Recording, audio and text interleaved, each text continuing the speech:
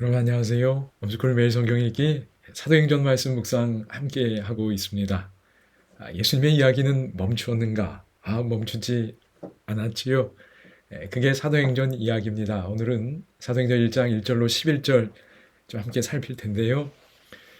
우리의 마음이 좀 따뜻해지면 좋겠습니다.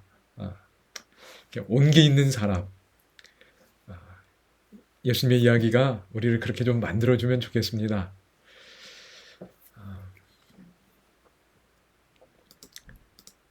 여러분, 사도행전은 예수님의 부재로 시작이 됩니다. 사도행전 1장을 보면 예수님이 하늘로 올라가십니다. 예수님은 더 이상 이 땅에 계시지 않아요. 그래서 예수님의 부재로 시작된다는 이 표현이 타당하리라 생각이 됩니다. 그러면 예수님의 이야기는 끝났는가? 그렇지 않다는 거지요. 사도행전은 예수님의 이야기가 계속 된다는 겁니다. 누가복음에서 시작된 그 예수님의 이야기가 사도행전에서 제자들을 통해서 계속 된다는 게 사도행전입니다. 그러면 이 사도행전의 그 이야기가 28장까지 기록되어 있는데 그냥 그게 전부일까요? 아니지요. 오늘도 여전히 우리의 일상의 삶에서 예수님이 행하신 일들과 예수님이 가르치신 내용들이 여전히 계속될 수 있다는 겁니다. 그러니까 사도행전은 우리들 이야기입니다. 오늘도 우리가 초청받고 있는 겁니다. 그런데 이게 그냥 되는가? 그렇지 않습니다. 예수님이 뭘 약속해 주셨나요? 맞습니다. 예수님이 하늘로 올라가시면서 또 다른 보혜사, 또 다른 도움을 주실 수 있는 분을 보내주시겠다 그러셨어요. 성령님입니다.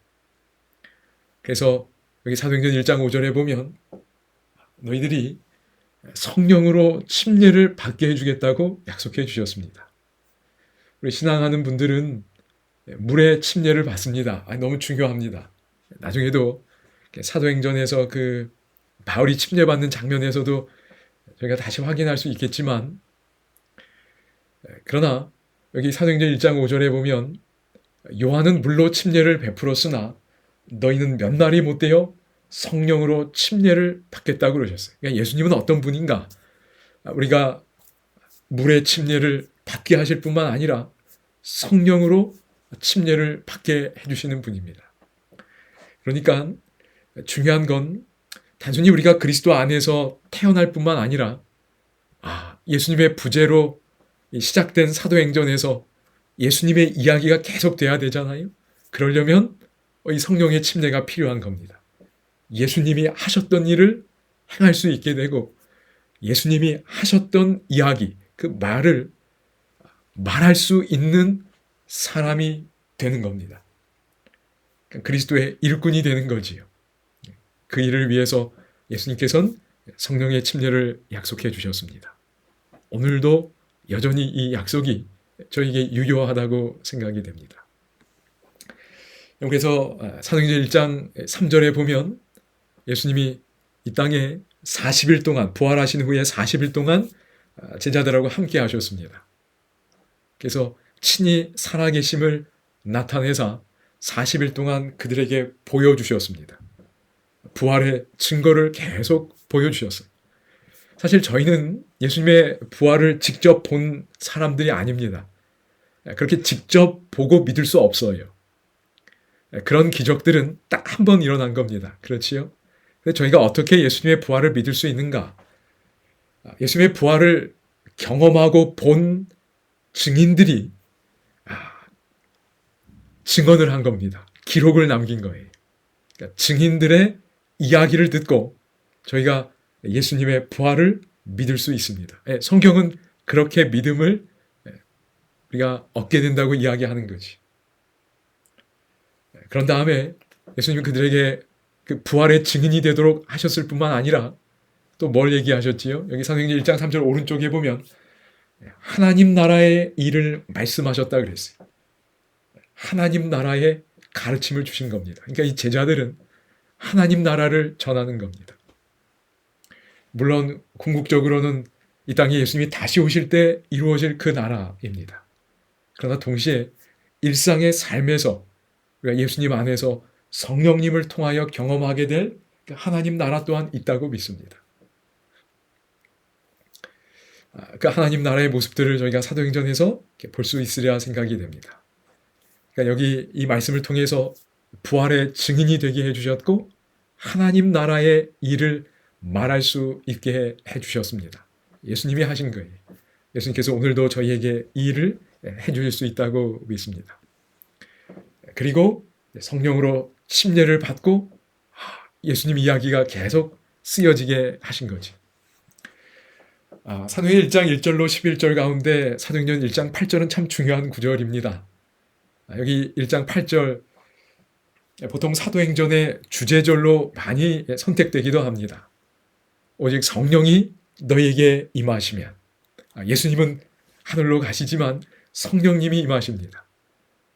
너희가 권능을 받고 예루살렘과 온 유대와 사마리아와 땅 끝까지 이르러 내 증인이 되리라 하시니라. 여기 증인 나왔습니다. 법정에서 내가 보고 들은 걸 말하는 사람, 그 사람을 증인이라고 하지. 앞서 말씀드린 것처럼 예수님의 제자들 부활의 증인이 됐어요.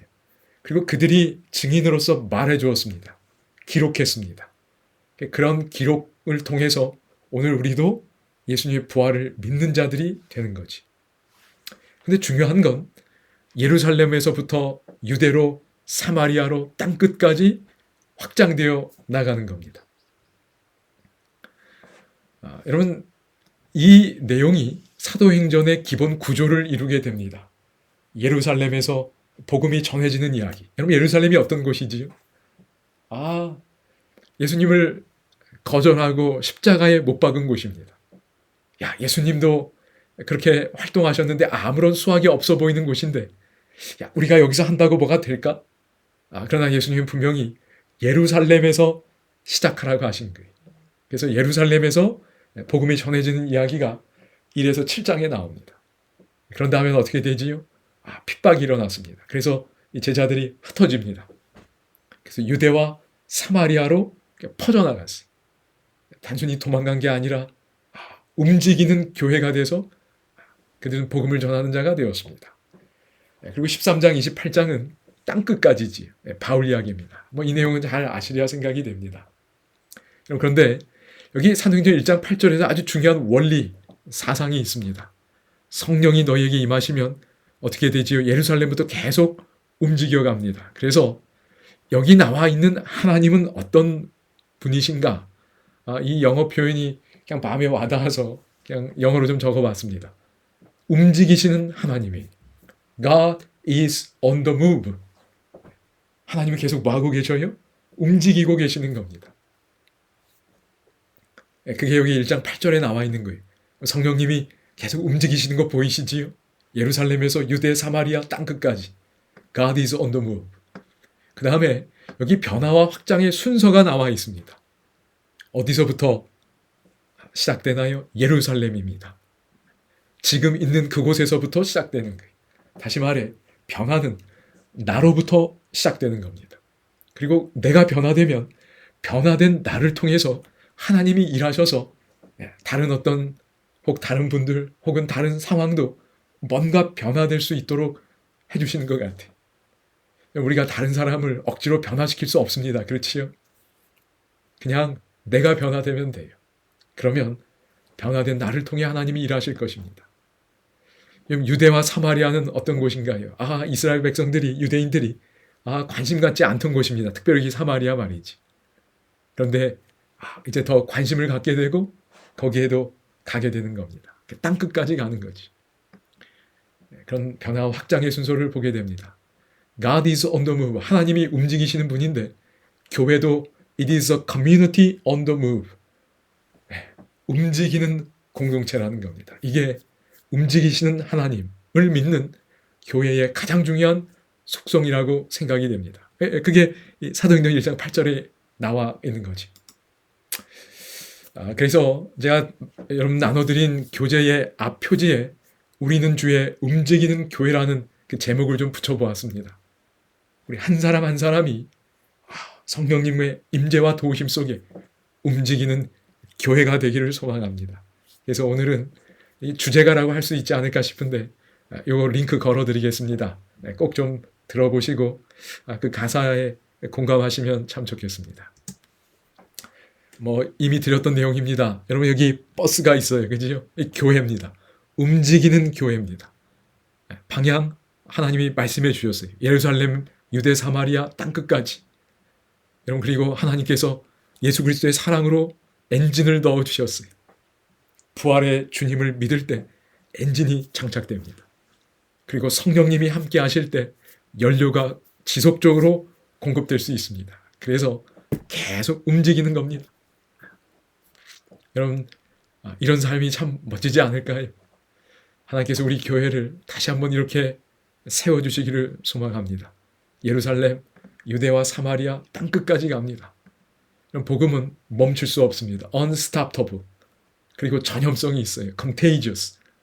좋은 전염이 일어납니다. 경계를 넘어서고요. 모든 문화와 민족에게 전해지게 됩니다. 우리 한 사람 한 사람이, 우리의 가정이, 우리 한 소그룹이, 우리의 교회가 움직이는 주님의 교회가 되기를 소망해 봅니다. 여기 실제로 이렇게 됐어요. 예루살렘에서 시작이 됐지요. 그리고 유대와 사마리아로 확장이 됩니다. 그리고 복음은 여기 시리아 위쪽으로 올라가게 되지요. 그리고 여기가 지금의 그 터키, 튀기에라고 하나요? 이 지역까지 바울의 전도 여행을 통해서 복음이 점차 확장이 됩니다. 그리고 여기 아시아, 그리고 여기 이제 바다를 건너 마케도니아, 유럽입니다. 요즘 오늘날 이 발칸반도 쪽일 텐데요. 건너가게 됩니다. 그리고 복음은 여기 이탈리아 보이시지요? 여기 로마까지 드디어 가게 됩니다. 그리하여 이 로마 제국의 전역이 기독교의 그리스도교의 복음으로 다 전파된 것을 보게 됩니다. 참 놀라운 일이, 이건 분명한 역사입니다. 오늘날 우리 교회가 참 좀 약해졌습니다. 하나님께서 우리 한 교회 한 교회 다시 한번 새롭게 해주시고 정말 이 복음의 본질을 경험하면서 회복될 수 있기를 소망해 봅니다. 여러분 교회의 중요한 특징 이제 정리하면서 마무리하겠습니다. 사도행전 1장 1절로 11절에 나타나지요.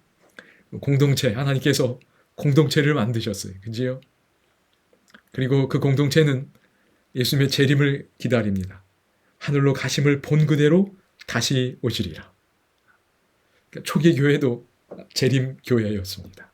그리고 말씀드린 것처럼 교회는 움직이는 신앙 공동체입니다. 특별히 그들은 이제 하나님과 동역합니다. 예수님이 이 땅에 오셔서 우리를 위하여 일하셨습니다. 모든 걸 다 이루셨습니다. 근데 이제 그걸 증거하는 일에 있어서 교회는 하나님과 동역하는 겁니다. 하나님께서 우리에게 복을 주실 뿐만 아니라 이제 우리를 통하여 온 세상에 다른 이들에게 복을 전하는 통로가 되는 거지요. 이런 소망, 기대 속에서 사도행전을 시작하게 되었습니다. 여러분 사도행전은 주인공은, 중요 인물은 물론 베드로와 또 바울과 같은 인물이 있습니다.